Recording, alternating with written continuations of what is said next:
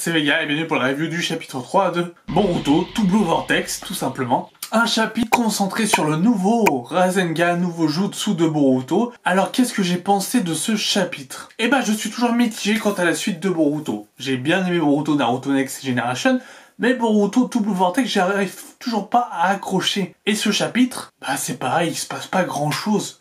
On a un chapitre entier sur le nouveau jutsu de Boruto, qui se base sur un Rasengan, mais qui se déplace en même temps que la rotation de la planète. C'est une attaque assez particulière, puissante. On sait que Boruto est plus puissant que Code maintenant, en 2 ans, puisqu'ils le sont en 2 ans. Boruto a un ascendant, et Boruto est accompagné de 2 crapauds. Donc, il connaît peut-être le mode ermite, il a peut-être été entraîné par les crapauds de Kashikoji, par exemple, ou il a été lui-même au mont... je sais plus comment s'appelle le mont des crapauds, mais il a peut-être été au mont des crapauds, et avec Sasuke, et il a appris comment maîtriser le mode ermite, en disant qu'il vient de la part de son père, de son vrai père, Naruto. Mais en tout cas, un chapitre entier sur un Rasengan, où en fait il se passe pas grand chose parce que le Rasengan il veut pas le faire tout de suite, il esquive tous les coups de Code facilement, et en même temps son attaque perdure. Donc c'est-à-dire s'il ne désactive pas son attaque sur Code, Code finira par mourir. Mais s'il désactive son attaque Code, bah Code vivra tout simplement. Et Kawaki débarque enfin avec Imawari, etc. Imawari qui est en couverture de ce chapitre, à noter. Et elle a un rôle très important, Imawari. Elle dit grand frère. Et Boruto fait Ima. Bon, elle a l'air d'aller bien, ça va. Tu fais bon, ok. Tu fais d'accord. Oui.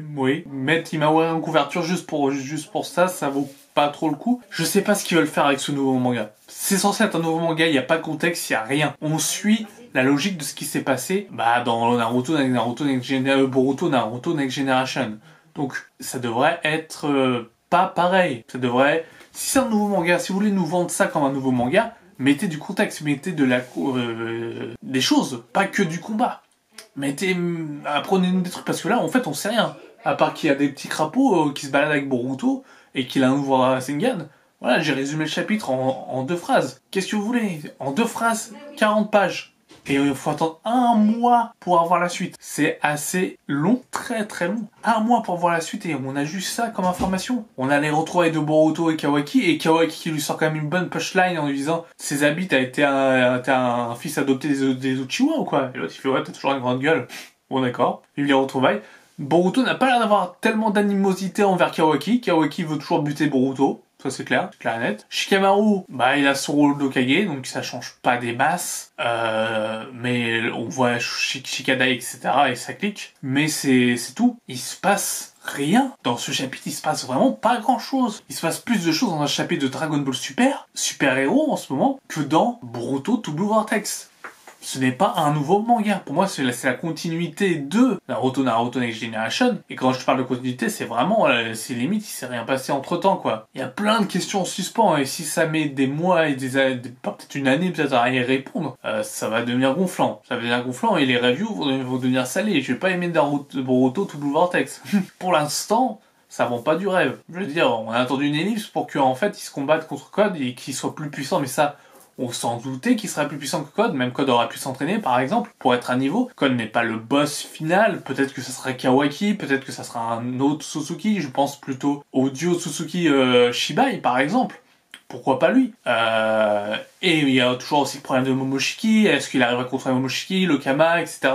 Il y a plein de choses, il y a plein de questions. Et Sasuke... Par exemple, aussi encore, parce que là, tu nous remets une couche d'intrigue avec les crapauds, peut-être en nous disant que Kashikoji est toujours en vie. Mais en tout cas, sans ça, c'est vide, c'est assez vide. Et 40 pages, c'est trop peu en fait. Faut lire le manga d'une traite. Faudrait nous sortir un manga par semaine. Kishimoto, il est pas doué pour les mangas par tous les mois. Ça c'est clair.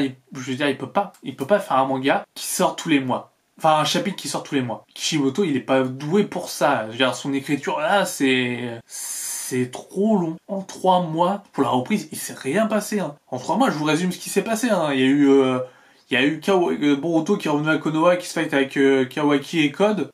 Code a ramené des Jubi. Boruto, il a un nouveau Rasengan. Et il a des crapauds. Voilà. Tout ça pour presque 1 tome. Je vous ai résumé presque 1 tome. Il reste un chapitre avant la conclusion, mais tout ça pour 1 tome. C'était mieux le début de Boruto, tout court. Boruto, le premier Boruto. C'était mieux, hein. Bon, ça suivait le film de Naruto, le film.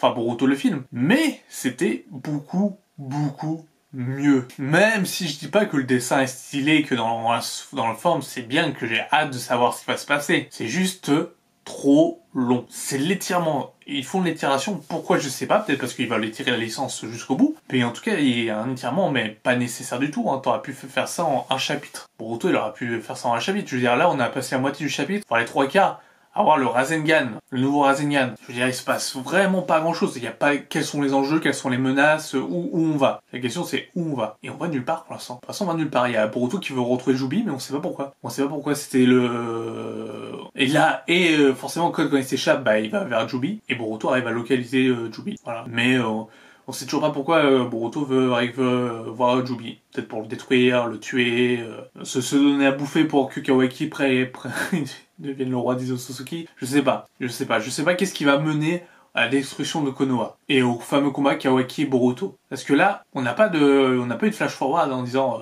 c'est elle, le combat continue, etc. Non, mais bon. À part peut-être la notion de vouloir vraiment passer à une nouvelle génération, à part Shikamaru qui est toujours là. Le seul personnage de l'ancienne génération à rester, Shikamaru. Le reste a disparu. Sasuke, Naruto, on sait où il est avec Hinata, il est enfermé dans la dimension. Mais Sasuke, on sait toujours pas où il est, Sasuke. Bordel, ça fait 3 chapitres. Moi, je veux savoir où est Sasuke. Il est où Sasuke? Bah, il est pas là. Il est peut-être mort. S'ils ont fait ça, mais là, je retourne littéralement ma veste. S'ils ont tué Sasuke juste pour un hors-champ et qu'ils nous le montrent pas, je retourne ma veste littéralement. C'est mon personnage préféré, on n'y touche pas. C'était le personnage le mieux développé dans Naruto, enfin pour ma part, hein, chacun ses goûts et ses couleurs. Hein. Mais en tout cas, on ne touche pas à Sasuke aussi facilement. Je pense pas à un personnage aussi emblématique et aussi populaire que Sasuke puisse se faire battre assez facilement, même si ça a été le cas contre Jigen. Mais après, ils étaient pas morts, ils ont été nerfés, etc. Et c'était pour montrer la nouvelle puissance et faire venir un peu la nouvelle génération devant la scène. Donc c'est peut-être un peu le cas et que Sasuke est toujours resté ailleurs.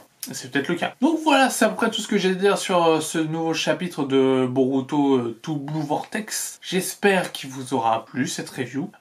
Pour l'instant, je reste mitigé, donc à voir le mois prochain pour la fin du tome 1 et se dire une petite conclusion. Se dire qu'est-ce qu'on a appris, est-ce que c'est bien ou pas. Donc voilà, sur ce, portez-vous bien, je vous dis à une prochaine. Ciao ciao.